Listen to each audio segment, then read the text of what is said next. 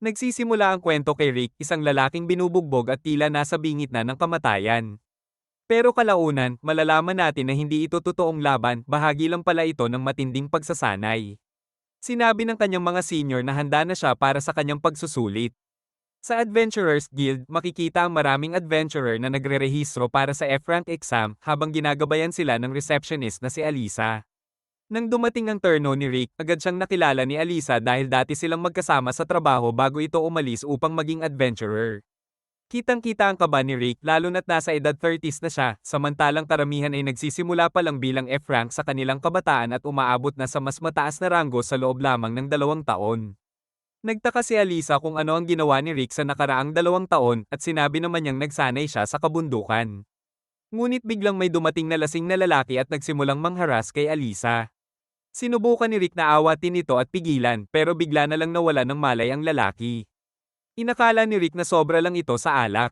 Nang makuha ni Rick ang kanyang exam ticket, laking gulat niya nang makita ang isang malas na numero, kaya lalo siyang kinabahan.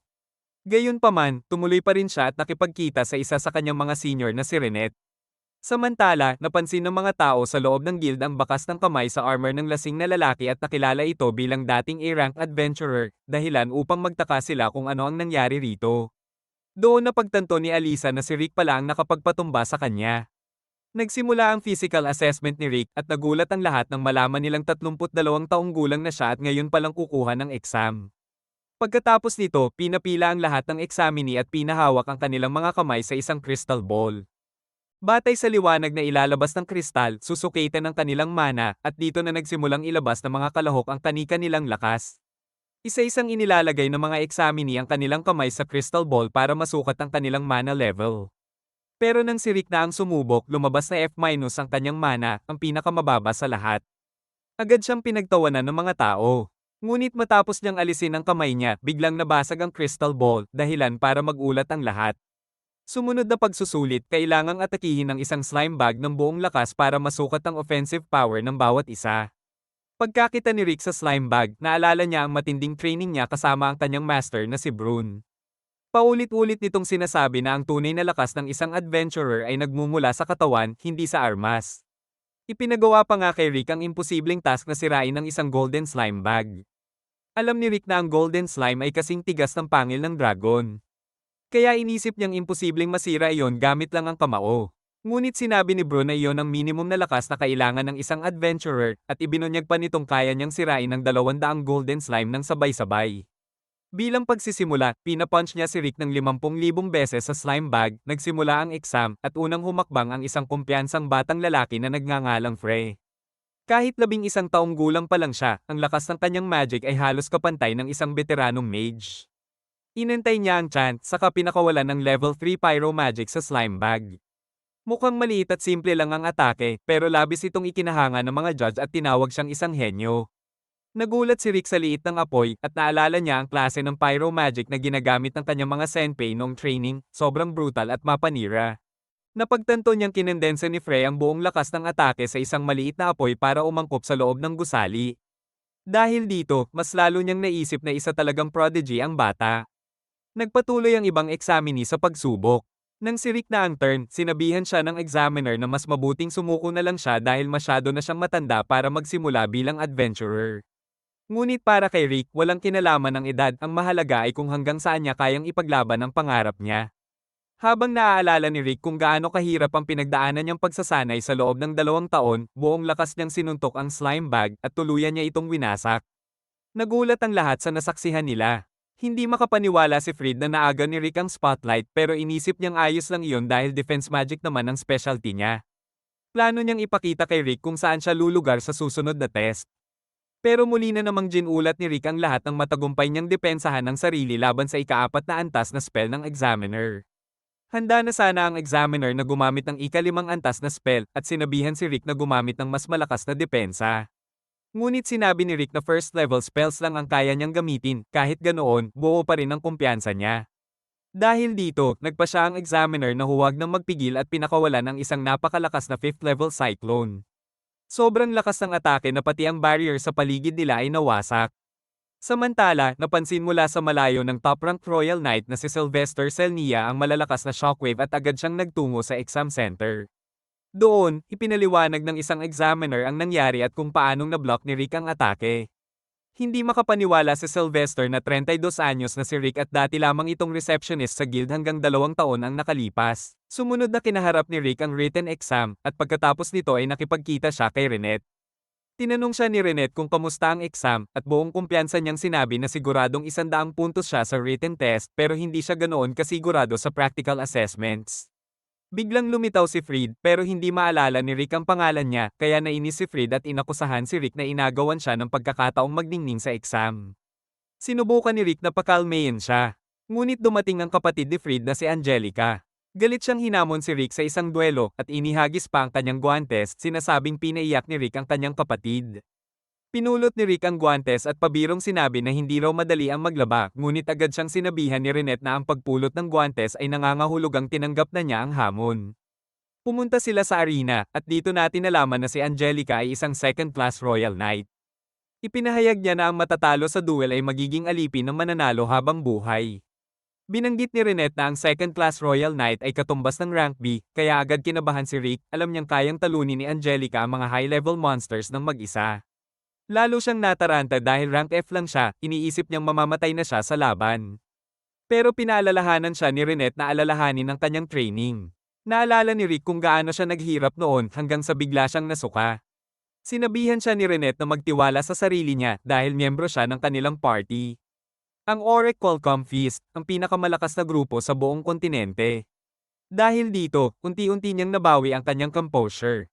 Naghandaan na sila sa laban at sinabi ni Angelica na magpipigil siya para hindi mamatay si Rick.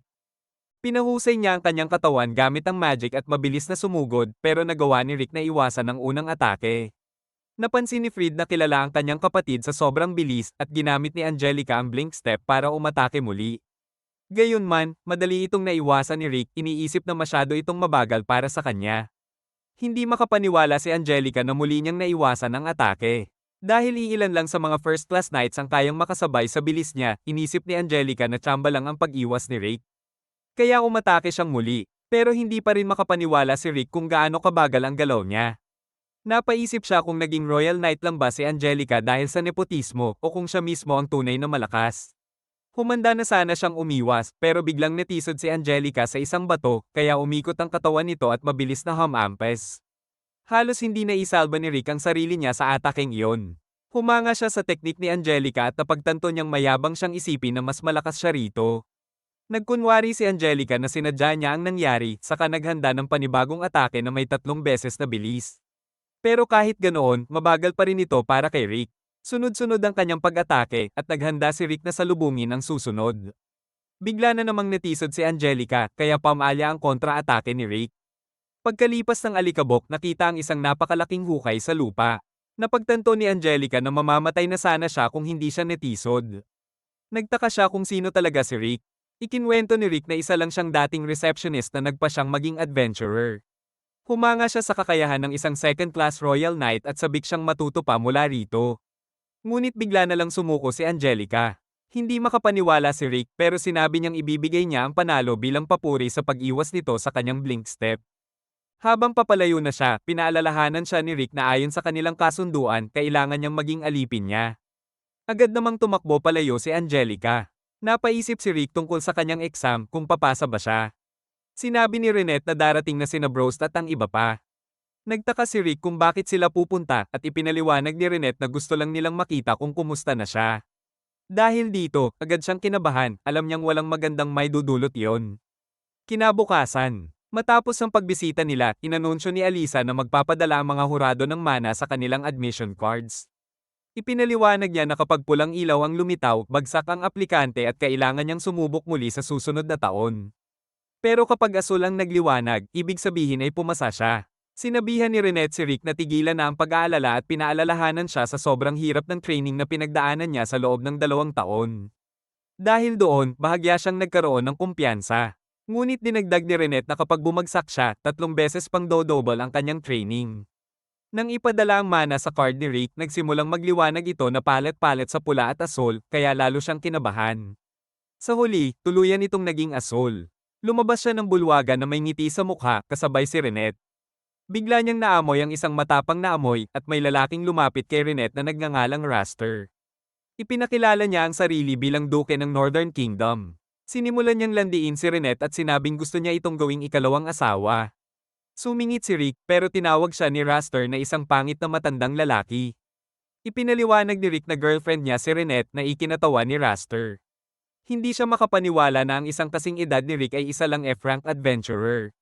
Sinabi naman ni Rick na mukhang hindi rin naman ganoon kalakas si Raster. Doon ibinunyag ni Raster na isa siyang A-rank adventurer at naabot niya ang ranggong iyon noong 14 na anyos pa lang siya. Ipinaliwanag pa niya na siya ang examiner para sa ikalawang yugto ng exam. Pagkatapos, humarap siya kay Renette at inanyayahan itong mag-dinner. Ngunit mariing sinabi ni Renette na tumigil siya. Sinabi ni Renette na hindi pwede dahil girlfriend siya ni Rick at idinagdag pa niyang masyadong matapang ang pabango ni Raster para sa panlasa niya. Dahil dito, nainis si Raster at nagbanta na pahihirapan niya si Rick sa exam. Pagkatapos nito, lumapit sina Fried at Angelica kay Raster.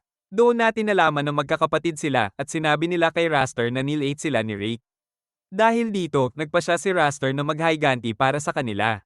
Dumating si Rick sa exam center at nalaman niyang ang susunod na pagsubok ay isang mock battle. Pinayuhan siya ni Renette na magpigil pero naisip ni Rick na kailangan niyang ibigay ang buong lakas niya lalo na kung si Raster ang magiging examiner niya. Biglang lumitaw ang isang lalaking nagngangalang Lynx. At ipinakilala niya ang sarili bilang examiner ni Rick na agad nagpaga ng loob nito. Ikinwento ni Lynx na late na rin siyang naging adventurer at inabot siya ng 20 taon para maabot ang rank B. Sinabi pa niya na si Rick ay isang malaking inspirasyon para sa mga nasa gitnang edad na gustong tuparin ang kanilang mga pangarap. Umalis si Lynx na iniisip na matinding training ang pinagdaanan ni Rick para sa exam habang si Raster naman ay biglang lumitaw si Raster at sinabing kailangan daw nilang mag-usap. Makalipas ang ilang sandali, inanunsyo sa mga kandidato na nagkasakit si Lynx kaya si Raster ang pansamantalang hahalili bilang examiner. Agad kinabahan si Rick at ang iba pang participants dahil kilala si Raster bilang ang man of 8,000 spells at may isa pa siyang bansag, ang F-rank crusher. Napagtanto ni Rick na malaking problema ang kinaharap niya at naisip pa niyang tumakas. Pero alam niyang kapag bumagsak siya, itatatlo ng kanyang seniors ang training niya. Muli siyang inalo ni Renette at sinabing naniniwala siya sa kanya. Biglang may batang nakasuot ng hood ang lumapit at nag-alok na huhulaan ang kanyang kapalaran. Naglabas ito ng crystal ball at pinaupo si Rick. Napansin ni Renette na may spell ang upuan, ngunit bago pa siya makakilos, biglang nawala si Rick.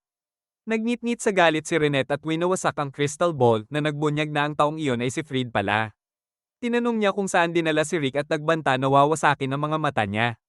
Napilitan si Fried na umamin na itinransport niya si Rick mga 100 metro ang layo, malapit sa dalampasigan. Samantala, napalibutan si Rick ng mga taong nakaitim ang kasuotan. Ipinakilala ng isa ang grupo at sinabing ang misyon nila ay alisin siya sa eksena. Napagtanto ni Rick na bahagi ito ng plano ni Raster. Ibinunyag ng lalaki na lahat sila ay lampas rank B kaya wala raw siyang tsansang manalo. Biglang dumating ang mga seniors ni Rick at hiningan ng paliwanag kung ano ang nangyayari. Sinabi ni Rick na ang mga lalaki ay tumutulong lang sa kanyang mag-warm up bago ang exam at binalaan sila na tumakbo kung mahal nila ang kanilang buhay. Ngunit umatake ang isa kay Bros at nabasag ang talon ng espada nang tumama sa balat nito. Agad namang binasag ni Bros ang kamao ng umatake. Ngunit agad niya itong pinagaling at sinabihan si Rick na magpatuloy lang sa pag-eensayo. Sinabi naman ng isa pang senior ni Rick na si Miss na tigilan na niya ang pag-aalala.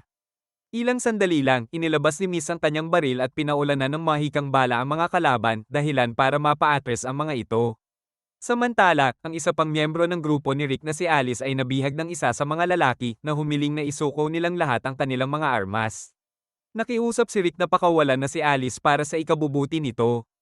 Pero sa halip ay sinaktan pa siya ng lalaki.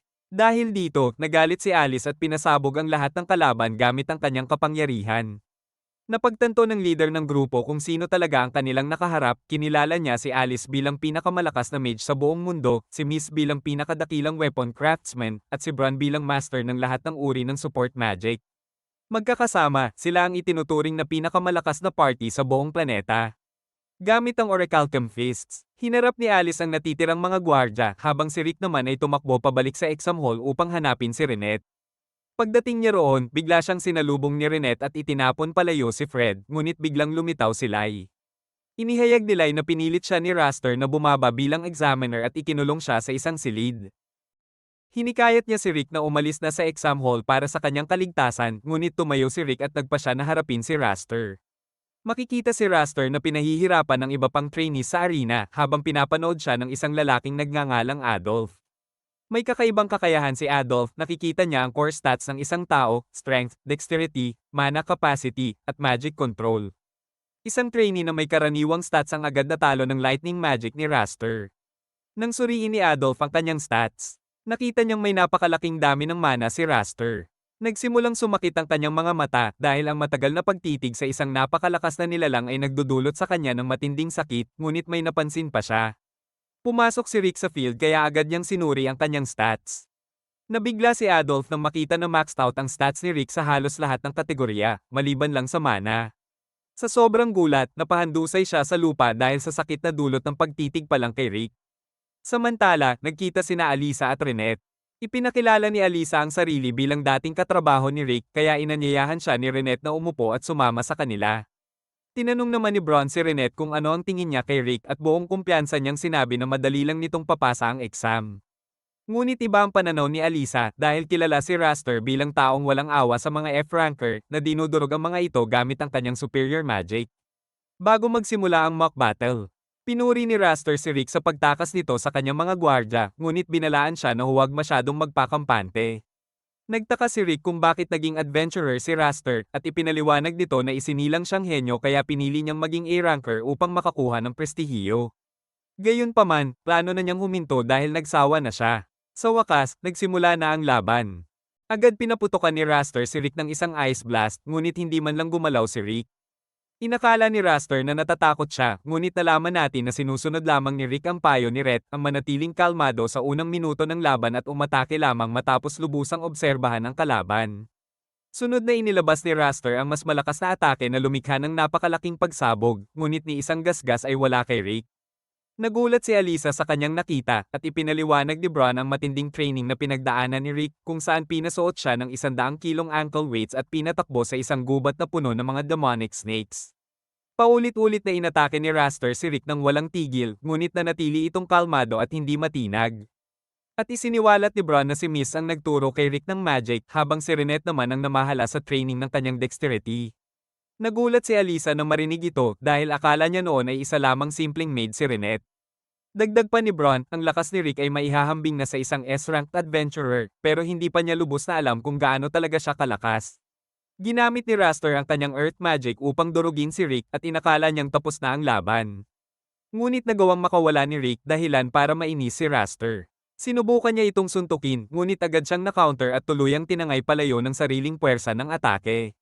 Hindi maunawaan ni Raster kung paano nahaharangan ni Rick ang kanyang mga galaw, samantalang si Rick naman ay lubusan na siyang napagmasdan.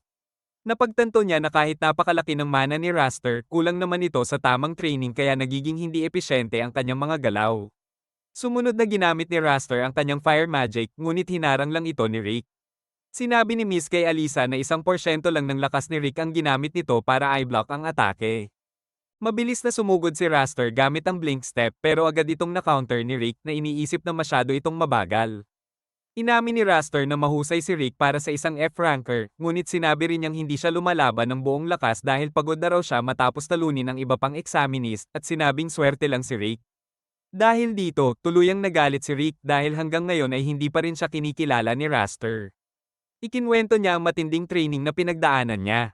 At kung paano niya inilagay sa alanganin ng sariling buhay para lamang lumakas. Sinabi ni Miss kay Alisa na ilang beses nang namatay si Rick sa training at si Bron ang paulit-ulit na bumuhay sa kanya. Ipinaliwanag ni Bron na nalampasan ni Rick ang kanyang pisikal na limitasyon dahil hindi siya kailanman sumuko. Ngunit sa halip na seryosohin ito, kinutya at pinagtawanan pa ni Raster si Rick. Habang iniisip ng lahat kung bakit niya pinagdadaanan ang sobrang lupit na training, ibinunyag ni Rick ang tunay niyang dahilan.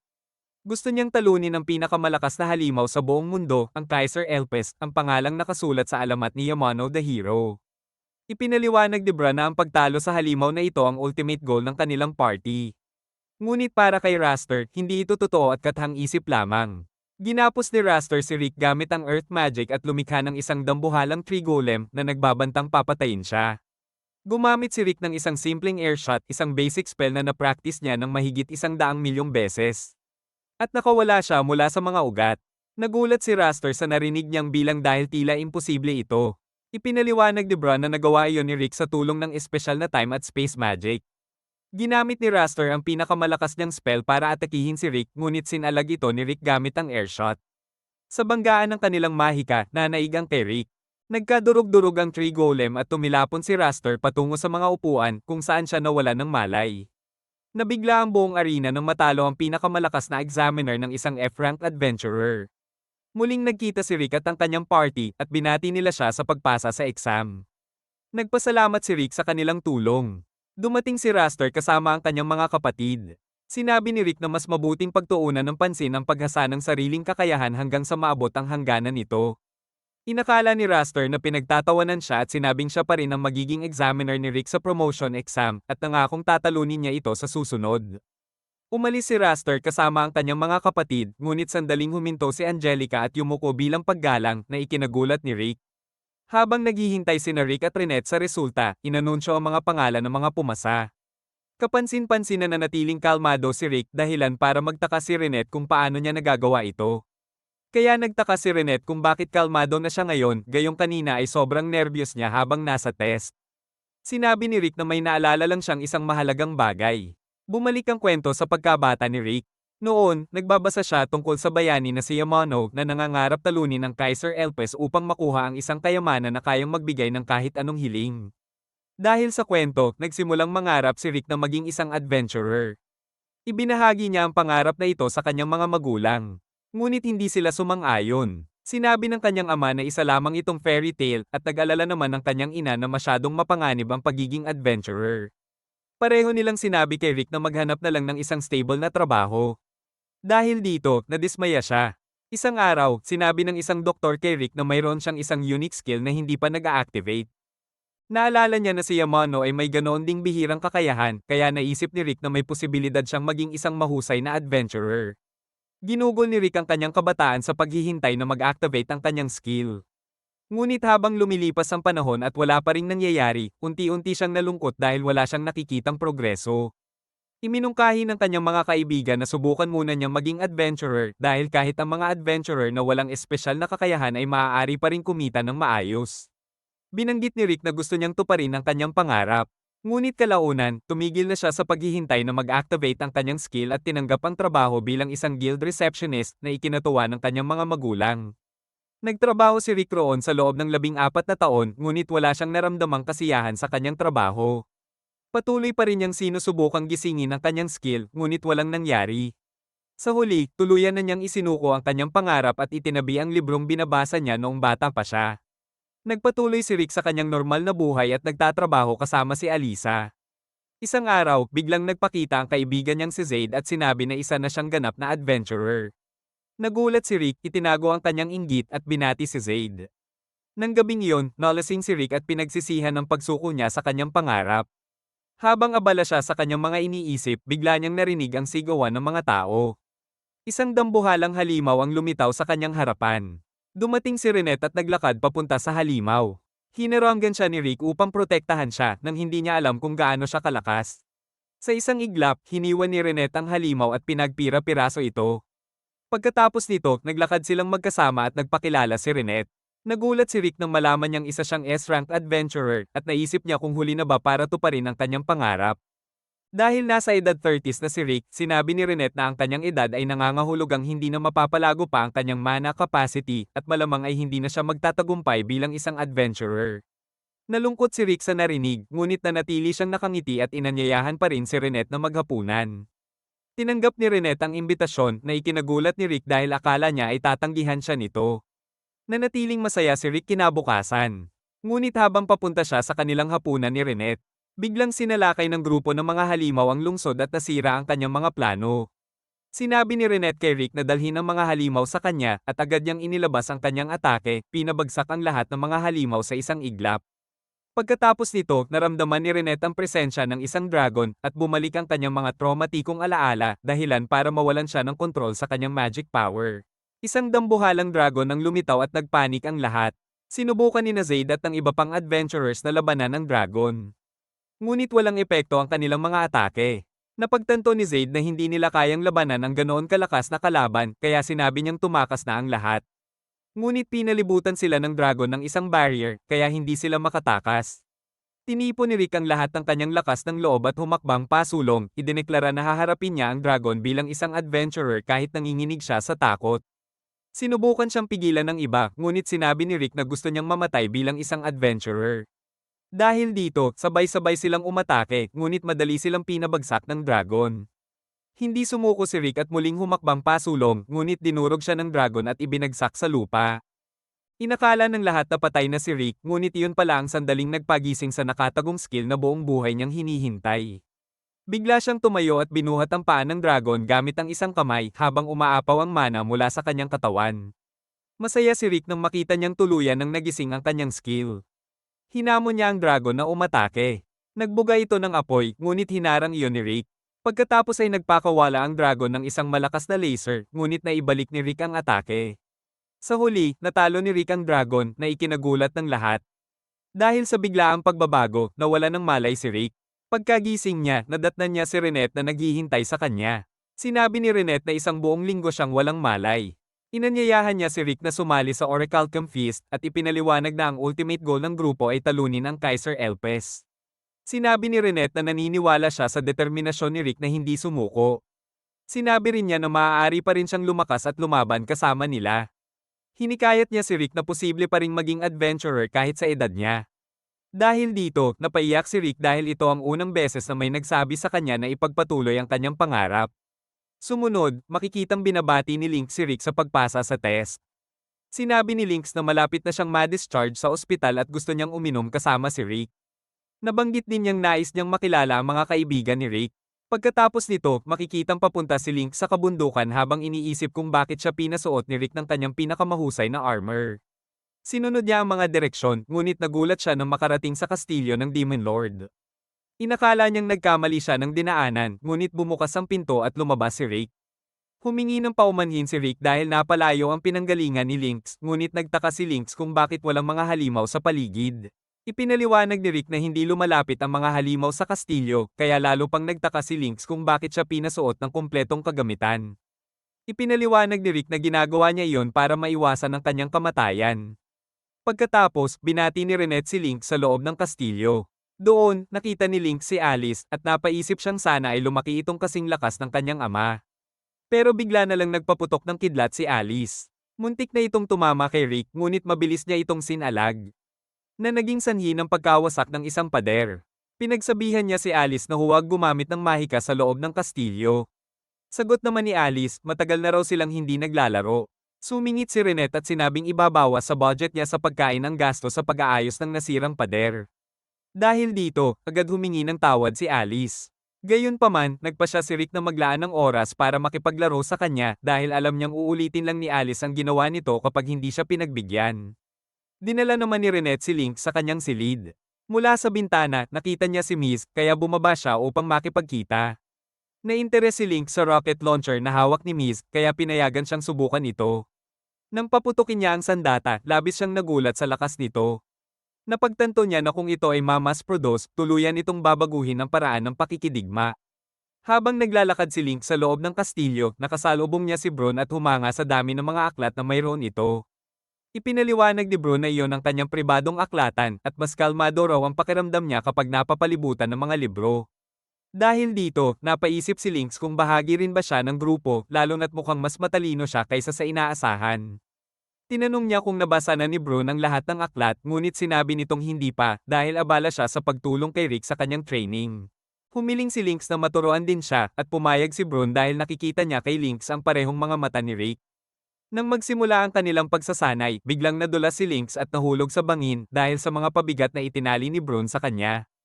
Akala ni Lynx ay mamamatay na siya sa pagbagsak pero nakaligtas siya matapos bumagsak sa isang halimaw na napatay na ni Renette para sa kanilang hapunan. Napagtanto ni Renette na sinasanay pala siya ni Bron. Nagpasalamat si Lynx sa kanya dahil nailigtas niya ang kanyang buhay. Pero agad siyang hinayla pabalik ni Bron para ipagpatuloy ang training. Pagbalik nila sa kastilyo, sinabi ni Lynx kay Rick na akala niya ay magaan lang na pagsasanay ang gagawin nila. Sinagot siya ni Rick na hindi niya dapat basta pinaniniwalaan ang lahat ng sinasabi ng iba. Gusto ring makipaglaro ni Alice kay Lynx pero sinabi ni Rick na mauuwi lang siya sa abo kapag sumama siya rito. Sinabi naman ni Miss na kasalanan ni Rick yun dahil siya ang nag-imbita kay Lynx. Nagbigay si Renette ng tsaa sa kanila. At nang makaalis ito, tinanong ni Lynx si Rick kung hanggang saan na ang relasyon nila. Ipinaliwanag ni Rick na wala silang ganoong uri ng relasyon at sa tingin niya ay hindi sila maaaring magkatuluyan dahil nasa edad 30 na siya. Sinabi ni Lynx na numero lamang ang edad at ibinunyag niya na may 20 taong agwat sa edad nila ng kanyang asawa na ikinagulat ni Rick. Pagsapit ng gabi, makikitang sabay-sabay silang naghahapunan. Sinabi ni Lynx kay Rick na tulungan si Renette sa mga gawain. Dahil iyon na raw ang pagkakataon niyang mapalapit sa kanya. Kaya umalis si Rick upang tumulong. Binanggit naman ni Lynx na gusto niyang makita ang espesyal na kakayahan ni Rick ngunit ipinaliwanag ni Bro na ang kakayahang iyon ay lumalabas lamang sa ilalim ng partikular na kondisyon at wala itong kontrol si Rick. Dagdag pa niya, kasing lakas na ni Rick ang isang S-rank adventurer, ngunit kapag na-activate ang kanyang kakayahan, mas hihigit pa siya sa kanilang lahat.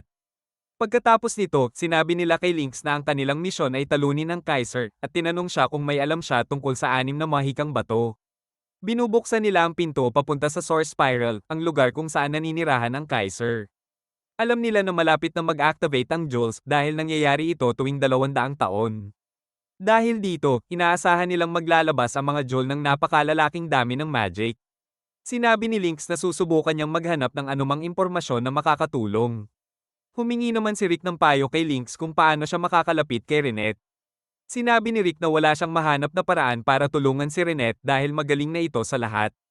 Tumawa lang si Lynx sa narinig niya. Kinabukasan, pumunta sina Rick at ang iba pa sa guild para tumanggap ng quest. Nagulat si Bro nang sabihin ng guildmaster na hindi nila pwedeng kunin ang misyon. Doon naisip ni Rick na kailangan pala ng 4 na miyembro sa party at dapat may 2 A-rank adventurer. Kaya sinabi ni Bros sa guildmaster na bigyan sila ng isang makakasama.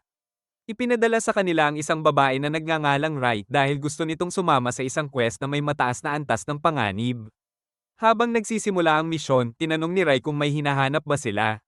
Sinabi ni Rick na naghahanap sila ng isang magic stone. Naisip ni Rai kung pwede ba nila itong ibenta sa mataas na halaga. Pero ipinaliwanag ni Rick na kailangan itong hawakan ng may tamang pag-iingat dahil nakakaakit ito ng mga halimaw. Sinabi naman ni Rai na kaya niyang harapin ang mga iyon.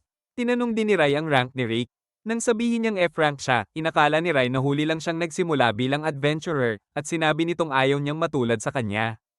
Samantala, sa kastilyo, nag-aalala si Renette kung magiging ayos lang ba ang lahat.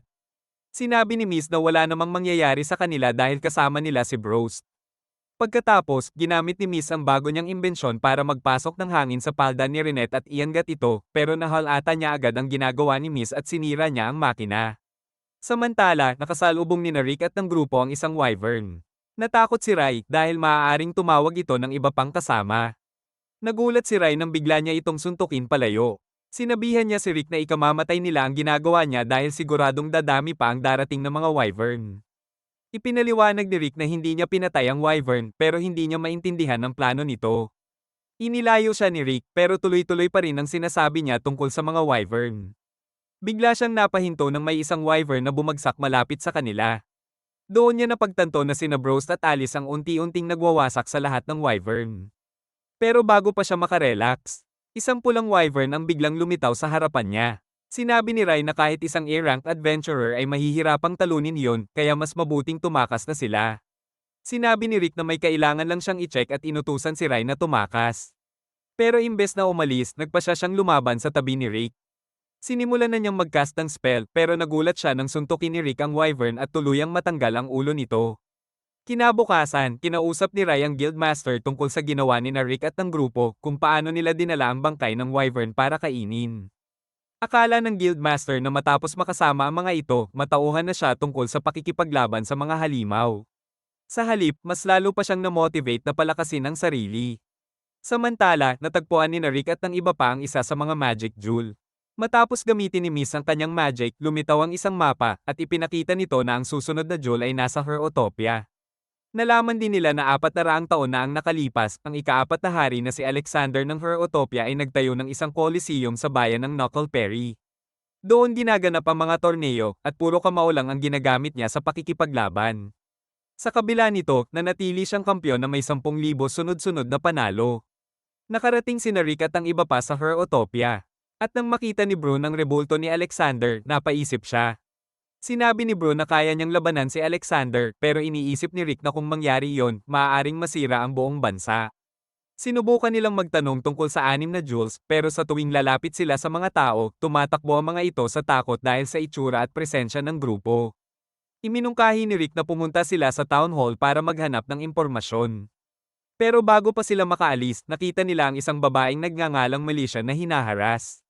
Sinubukan ni Bros na takutin ang lalaking nagngangalang Gold, pero hindi ito umatras at sinabi pang isa rin siyang fighter. Sa tingin ni Bron ay mahina lang ang lalaki, kaya nagalit ito at hinayla siya papunta sa eskinita para makipaglaban. Pero sa isang iglap, agad na natalo ang lalaki. Pagkatapos nito, ipinakita ni Bros ang magic jewel at tinanong sila kung may nakita na ba silang kaparehong kristal. Sinabi ni na Gold at Militia na nakita na nila ito dati, pero hindi maalala ni Militia kung saan. Hiniling ni Bros na subukan niyang alalahanin. Naputol ang usapan nang magsimula ang anunsyo ng parada para sa Fist King Tournament. Binanggit ni Gold na ang isang lalaking nagngangalang Kelvin Wolf ay may 3 taong sunod-sunod na panalo. Itinuro ni na Gold at Militia ang championship belt nito at nagulat si Rick nang makita niyang may magic jewel na nakakabit sa sinturon. Matapos ang parada, nagtungo si Kelvin sa isang gym kung saan humingi ng paumanhin ang isang matandang lalaki dahil pinasama pa siya sa parada. Sinabi ni Kelvin na ayos lang iyon dahil trabaho ng isang fighter na pasayahin ang mga tao sa torneo. Tinanong siya ng matanda kung ano ang pakiramdam niya at sagot ni Kelvin ay maayos lang siya at mas gagawin pa raw ang pakiramdam niya kung makakaharap siya ng isang malakas na kalaban. Biglang dumating si Rick at ang iba pa sa gym. Inakala ng matanda na mga tagahanga sila. Kaya sinabi ni Rick na mga adventurer sila. Pero bago pa niya maipaliwanag ang kanilang pakay, biglang sinabi ni Bros kay Kelvin na ibigay na nito ang sinturon. Ipinaliwanag ni Bros na ang jewel na iyon ay dating pag-aari ng isa nilang dating kasamahan sa party at matagal na nila itong hinahanap. Nainis ang matandang lalaki sa kanilang mga kwento at handa na sana silang palayasin, pero pinigilan siya ni Kelvin. Pakiramdam ni Kelvin ay nagsasabi ng totoo si Bros, pero malinaw niyang sinabi na hindi pa rin niya ibibigay ang sinturon dahil mahalaga ito sa mga tao ng Herotopia. Ipinaliwanag ni Kelvin na iisa lang ang paraan para makuha ang sinturon, ang umabot sa tuktok ng Fist King Tournament. Nang makita ni Bros na wala na siyang ibang paraan, umalis na sila sa gym. Sinabi ng matandang lalaki na hindi sana niya dapat hinayaang umalis ang grupo, pero iniisip niyang kung naglaban sila roon, siguradong may mamamatay sa loob ng gym. Alam niyang malalakas silang lahat pero pakiramdam niya na si Bros ang pinakadelikado sa kanila, kaya lalo siyang na-excite sa posibleng laban. Pagkatapos, sinabi ni Bros kina Rick at Renette na kailangan nilang sumali sa torneo. Ipinaliwanag na para makapasok, kailangan muna nilang pumasa sa qualifiers na ginaganap sa east at west na bahagi ng lungsod. Pagkatapos nito, kailangan nilang manalo sa isang league na binubuo ng mga nakapasa sa qualifiers, at ang huling matitirang kalahok lang ang makakapasok sa mismong torneo. Sinabi ni Bros kay Rick na siya ang sasali sa West League habang siya naman ay sasali sa East League. Nag-alala si Rick dahil mag-isa lang si Bros, pero sinabi nito na huwag silang mag-alala dahil kinuha niya si Gold bilang kasama. Pagkatapos nito, sinabi ni Renette kay Rick na kailangan muna niyang pumasa sa isang test para makasali sa qualifiers. Habang papunta siya para kunin ang pagsusulit, sinabi sa kanya ng isang lalaki na kailangan niyang sumali sa isang mock battle. Naisip ni Rick kung malakas ba ang makakalaban niya, kaya ipinaliwanag ng lalaki na ang kanyang makakaharap ay nanalo sa lahat ng kanyang qualifying matches. Idinagdag din ng lalaki na kahit matalo si Rick, makaka-advance pa rin siya basta't pumasa ang ipinakitang kakayahan niya sa itinakdang pamantayan. Biglang lumitaw si Angelica at nagulat siya nang makita na si Rick ang magiging kalaban niya. Tinanong niya kung kasama niya si Raster pero isiniwalat niyang mag-isa lang daw siyang dumating at alam niyang wala siyang laban kay Rick dahil natalo nito ang kanyang kapatid. Nang magsimula ang laban, nagpa siya si Angelica na umatake gamit ang buong lakas niya pero bigla siyang natamba. Tumayo siyang muli at naghanda ulit na umatake pero muli na naman siyang bumagsak. Doon ipinaliwanag ni Rick na gumagamit siya ng bagong teknik kung saan paulit-ulit niyang sin-eye-sweep ang paa ng kalaban hanggang sa sumuko ito. Tumanggi si Angelica na sumuko at sinubukan pang umatake muli pero patuloy lang siyang pinababagsak ni Rick. Sinabi ni Angelica na hinding-hindi siya susuko kaya humanga si Rick sa kanyang determinasyon at naisip niyang maaari na siyang lumaban ng seryoso.